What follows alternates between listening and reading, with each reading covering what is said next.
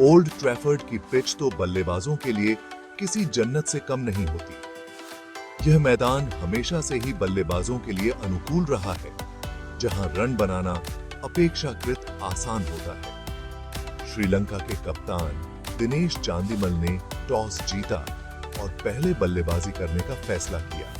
यह एक साहसिक निर्णय था, खासकर इंग्लैंड की मजबूत गेंदबाजी आक्रमण को देखते हुए। उनका इरादा साफ था, ज्यादा से ज्यादा रन बनाकर इंग्लैंड पे दबाव डालना। श्रीलंकाई टीम ने एकजुट होकर इस चुनौती को स्वीकार किया और मैदान में उतरी, लेकिन आसमान में छाए बादलों ने इंग्लैंड के गेंदबाजों को थोड़ी उम्मीद दी। मौसम की स्थिति ने गेंदबाजों को स्विंग और सीम मूवमेंट का फायदा उठाने का मौका दिया।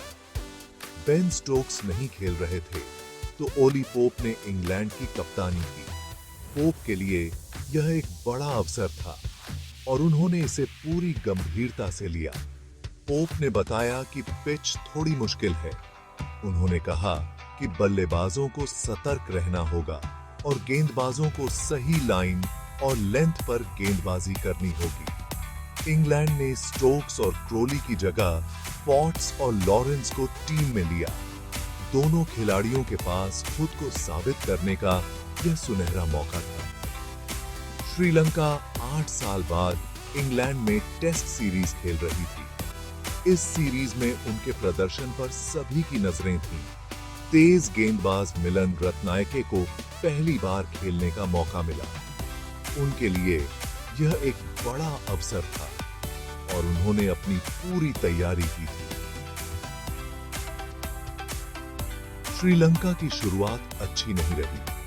शुरुआती ओवरों में ही उनके बल्लेबाज संघर्ष करते नजर आए। शुरुआत में ही विकेट गिरने लगे। इंग्लैंड के गेंदबाजों ने अपनी रणनीति को सही तरीके से लागू किया। क्रिस वोक्स ने बहुत ही बढ़िया गेंदबाजी की और 2 विकेट ले लिए। उनकी गेंदबाजी ने श्रीलंकाई बल्लेबाजों को काफी परेशान किया। श्रीलंका दबाव में आ गया। उनके बल्लेबाजों को अब संयम और धैर्य के साथ खेलना होगा ताकि वे इस मुश्किल स्थिति से बाहर निकल सकें।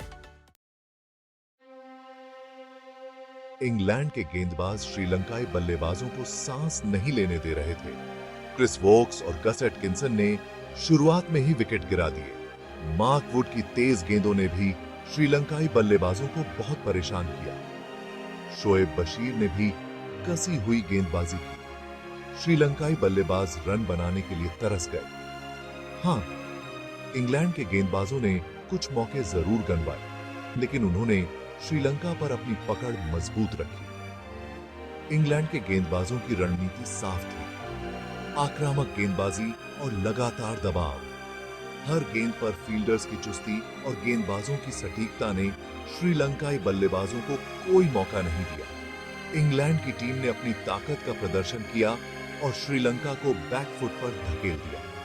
इस आक्रामक आगाज ने मैच का रुख इंग्लैंड की तरफ मोड़ दिया। श्रीलंका की पारी बिखर रही थी। ऐसे में धनंजय डिसिल्वा ने संकट मोचक बनकर टीम को संभाला। उन्होंने बहुत ही धैर्य से बल्लेबाजी की और कुछ अच्छे शॉट भी लगाए। डिसिल्वा और रत्नायके ने मिलकर 7वें विकेट के लिए अच्छी साझेदारी की। डिसिल्वा ने 94 गेंदों पर 70 रन बनाए, जिसमें 10 चौके शामिल थे।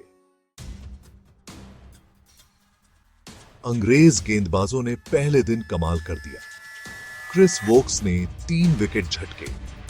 गस एटकिंसन और मार्क वुड को 2-2 विकेट मिले।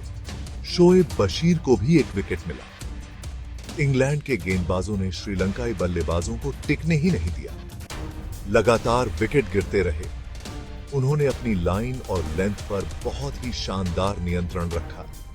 उनकी गेंदबाजी में विविधता और सटीकता थी। हर गेंद पर दबाव बनाते रहे। बल्लेबाजों के पास कोई जवाब नहीं था। दर्शकों ने भी इस प्रदर्शन का खूब आनंद लिया।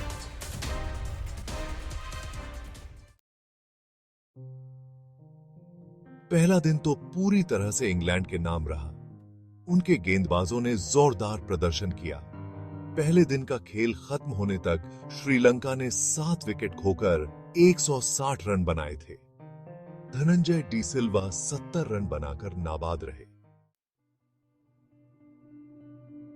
दूसरे दिन श्रीलंका की कोशिश होगी कि वो और रन बना सके। इंग्लैंड की नजर श्रीलंका को जल्दी से जल्दी आउट करके बढ़त बनाने पर होगी। मैच का नतीजा तो अगले 4 दिनों में ही पता चलेगा।